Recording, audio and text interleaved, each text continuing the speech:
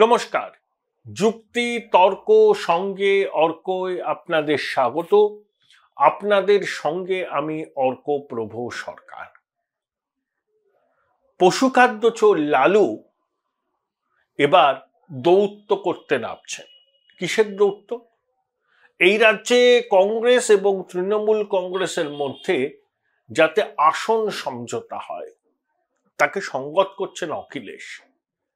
অখিলেশ তৃণমূলকে একটি আসন ছাড়ছেন উত্তরপ্রদেশে, কংগ্রেসকে 17টি আর বাকি 62টি আসনে সমাজবাদী পার্টি লড়বে। আর বিহারে বামপন্থী কংগ্রেস এবং আরজেডির মধ্যে মোটামুটি আসন সমঝোতা হয়ে গিয়েছে। জেডিইউ বেরিয়ে যাওয়ায় বিহারে ইন্ডি জোটের মধ্যে আসন সমঝোতা করা অনেকটাই সহজ হয়েছে। কিন্তু পশ্চিমবঙ্গে তৃণমূল কংগ্রেস এবং কংগ্রেসের মধ্যে আসন সমঝোতা তো 20 পাও চলে।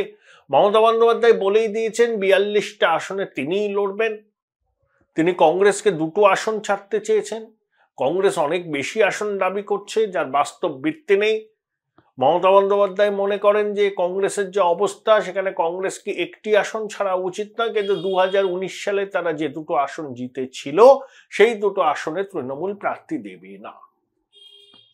অধীর চৌধুরী এখনো যেভাবে মমতা সরকারকে আক্রমণ করছেন তাতে alliance seems to be remote. কিন্তু জয়রাম রমেশের মতো রুটলেস ওয়ান্ডার মহিষী নারীর স্তবগান করতে ব্যস্ত।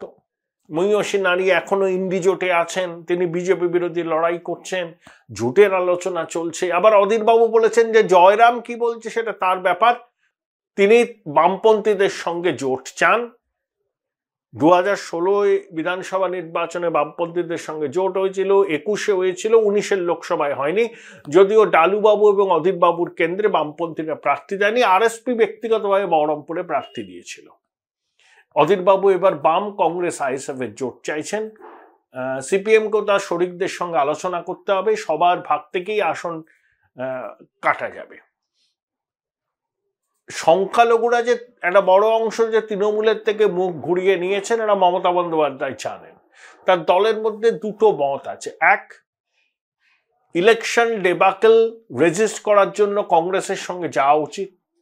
আবার আরেক দলের মত হচ্ছে কংগ্রেসের সঙ্গে সমঝোতা করলে এজেন্সির তৎপরতা বাড়বে, তাতে অনেক প্রভাবশালী বিপদে পড়বেন, অর্থাৎ তৃণমূলের শাঁখের করাতের অবস্থা।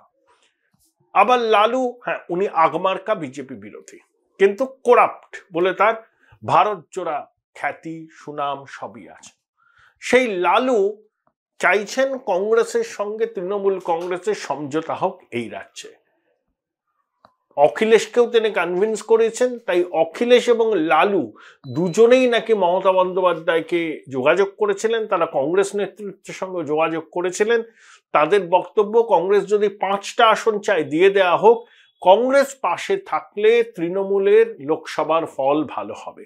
তৃণমূলের মধ্যে পুরনো যারা আছেন ববি হাকিম ইত্যাদি, তারা কিন্তু কংগ্রেসের সঙ্গে তৃণমূলের সমঝোতা চান। প্রয়োজনে কংগ্রেসকে 8টা আসন দেওয়ার কথাও তারা ভাবছেন। কিন্তু এই রাজ্য কংগ্রেসের 99.99% নেতা কোনো অবস্থাতেই তৃণমূলের সঙ্গে কোনো রকম সমঝোতা চান না। তারা মনে করেন যে তৃণমূলের সঙ্গে কংগ্রেসের সমঝোতা হলে কংগ্রেসের যেটুকু অস্তিত্ব এই রাজ্যে আছে সেই অস্তিত্ব বিনষ্ট হবে। অতীতে কংগ্রেসের ক্ষয় মানে তৃণমূলের বৃদ্ধি, নানা কবাল বেলতলা যায়। 2009 লোকসভায় কংগ্রেস তৃণমূল সমঝোতা, 2011 বিধানসভায় কংগ্রেস তৃণমূল সমঝোতা, তারপরে কংগ্রেসের নির্বাচিত প্রতিনিধিদের তৃণমূল কংগ্রেস ভাঙিয়ে নিয়েছে, নির্বাচিত জেলা পরিষদ ভেঙে দিয়েছে। তাই এ রাজ্যের কংগ্রেস একটা ওই বললাম 99.99% চান না তৃণমূলের সঙ্গে যেতে। প্রদীপ ভট্টাচার্যের মতো কিছু নেতা যাদের আবার রাজ্যসভায় যাওয়ার শখ জেগেছে, তারা চান তৃণমূলের সঙ্গে একটা সমঝোতা করতে। প্রদীপ বাবু রুটলেস ওয়ান্ডার, সেই সিদ্ধার্থ বাবুর মনে বর্ধমান থেকে জিতেছিলেন, তারপরে শ্রীরামপুর থেকে একবার লোকসভায় জিতলেন, আর শ্রীরামপুরে গেলেন না, তারপর থেকে রাজ্যসভায়। যাদের রাজ্যসভায় যাওয়ার অভ্যাস তাদের রাজ্যসভার সিটটা পাকা করবার জন্য তৃণমূলের সঙ্গে জোটের ওকালতি করেন। আর লালু বুঝেছেন যে আবার যদি থাম্পিং মেজরিটি নিয়ে মোদী সরকার আসেন, তাহলে দুর্নীতির অভিযোগ তার পরিবারের অনেক সদস্যদের বিরুদ্ধে আছে, তারা কেউ রেহাই পাবেন না। তাই মরিয়া হয়ে লালু অসুস্থ লালু আসরে নেমেছেন।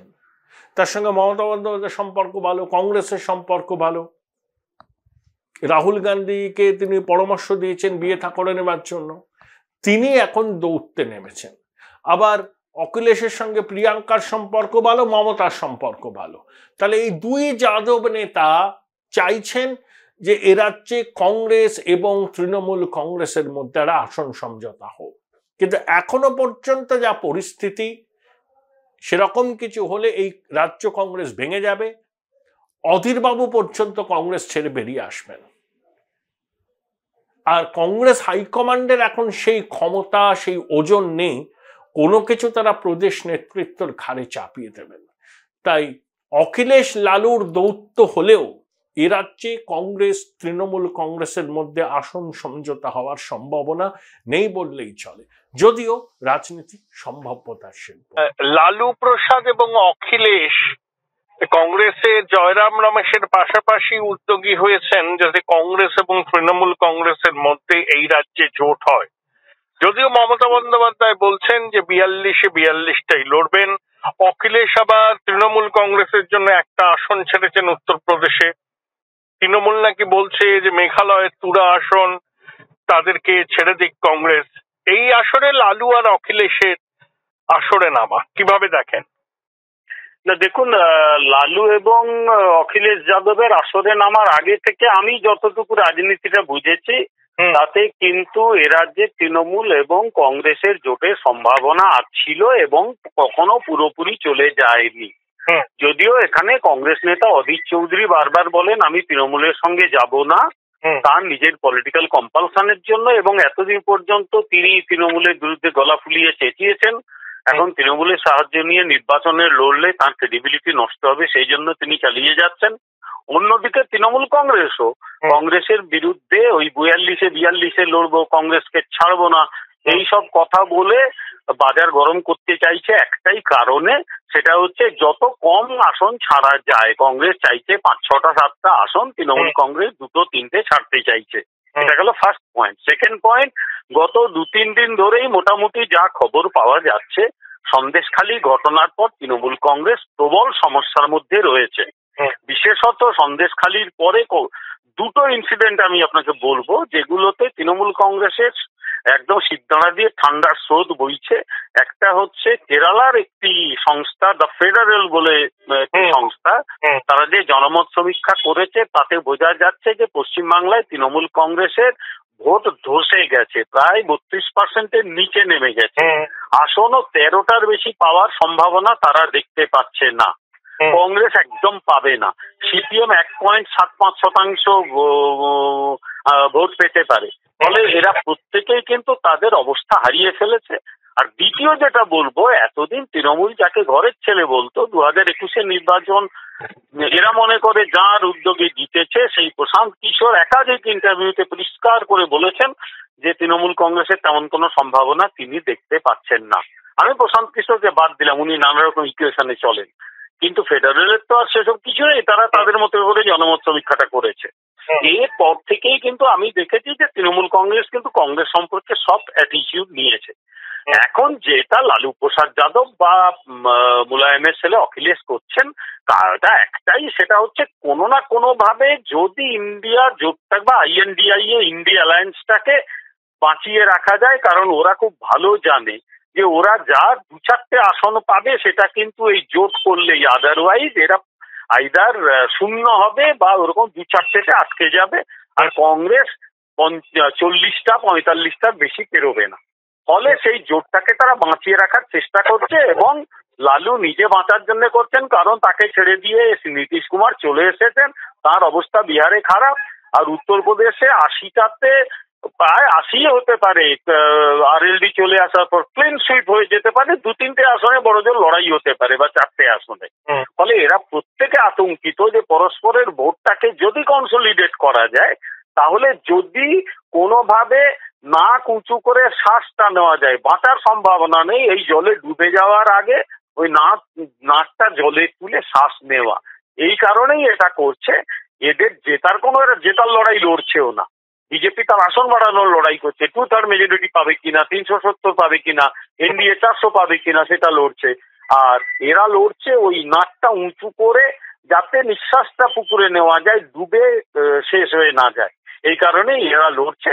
লালুর যে চেষ্টা বা মুলায়মের ছেলে অখিলেশের যে চেষ্টা, এই উদ্দেশ্যেই চলছে বলে আমার অন্তত মনে হচ্ছে।